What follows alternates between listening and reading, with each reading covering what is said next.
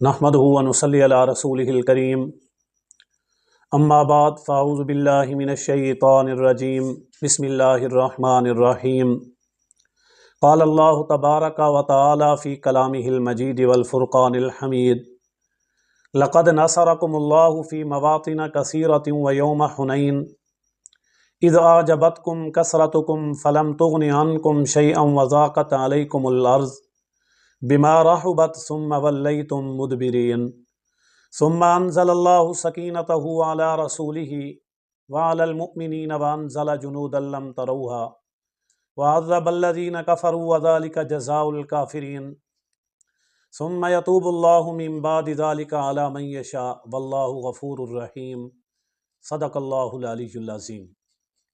میرے واجب الاحترام سامعین،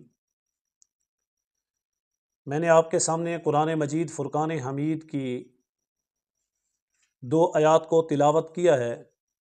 دعا فرمائیں اللہ تعالی مجھے صحیح سمجھ اور صحیح عمل کی توفیق نصیب فرمائے۔ یہ آیات جن کا شان نزول یہ ہے، فتح مکہ کے بعد قبیلہ حوازن و قبیلہ ثقیف، اسی طرح اور چھوٹے چھوٹے قبائل نے مل کر اپنی طاقت کو جمع کیا۔ یہ طاقت جمع کرنے کے بعد انہوں نے یہ اعلان کیا کہ ہم اسلام کا مقابلہ کریں گے۔ حضور علیہ الصلاۃ والسلام کو جب اس بات کا علم ہوا تو آپ نے ایک بہت بڑی جماعت کے ساتھ اس قبیلے پر حملہ کیا۔ اسی طرح لڑائی دونوں کے درمیان میں ہوئی۔ ابتدائی طور پر کچھ ایسے مراحل آئے کہ جب کفار غالب نظر آئے اور مسلمان مغلوب نظر آئے۔ اس کی وجہ یہ تھی کہ مسلمانوں نے اپنے لشکر کو دیکھ کر اور اس لشکر کے جذبے کو دیکھ کر یہ اندازہ لگایا کہ آج ہماری بہت بڑی تعداد ہے اور کسی صورت بھی ہمیں شکست ہونے والی نہیں ہے۔ اللہ رب العالمین کو یہ بات نامناسب لگی کہ انہیں اپنی کثرت تعداد پر اعتماد ہو رہا ہے، بلکہ انہیں اللہ پر کامل یقین ہونا چاہیے، چاہے تعداد کم ہو یا زیادہ۔ تو ابتدائی طور پر تھوڑا سا جھٹکا اس انداز کا لگا، محسوس ہوا کہ کافر کہیں غالب آ جائیں گے اور مسلمان کہیں مغلوب ہو جائیں، لیکن بعد میں اللہ تعالیٰ نے اپنی رحمت کو نازل کیا۔ اللہ تعالیٰ نے ان مسلمانوں کی مدد کے لیے فرشتوں کو نازل کیا۔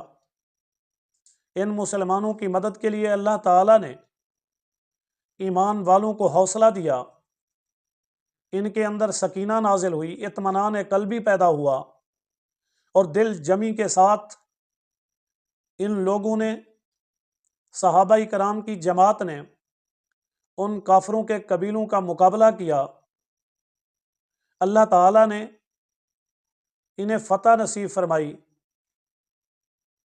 جن اشخاص نے، چند ایک لوگ جو ان میں تھے، جو اس وقت اس تعجب کے اندر تھے کہ ہماری جماعت بہت بڑی ہے، آج تو کہیں شکست کا اندیشہ ہی نہیں ہے، ان کی نظر اپنی جماعت کے اوپر آ گئی۔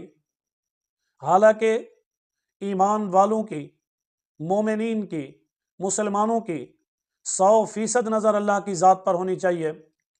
تو اللہ تعالیٰ نے وہاں پر بہت بڑی تعداد مال غنیمت کے اندر نصیب فرمائی، اور حضور علیہ الصلاۃ والسلام نے اس مال غنیمت کو مجاہدین کے اندر تقسیم کیا، ایمان والوں کے اندر تقسیم کیا۔ جن لوگوں نے جرت اور بہادری کے ساتھ مقابلہ کیا انہیں انعام اور اکرام سے نوازا گیا۔ جن لوگوں کو خصوصی طور پر انعامات سے نوازا گیا ان میں سیدنا ابو سفیان بن حرب، سیدنا امیر معاویہ، سیدنا یزید بن ابی سفیان، یعنی باپ اور دونوں بیٹے اس میں شامل تھے۔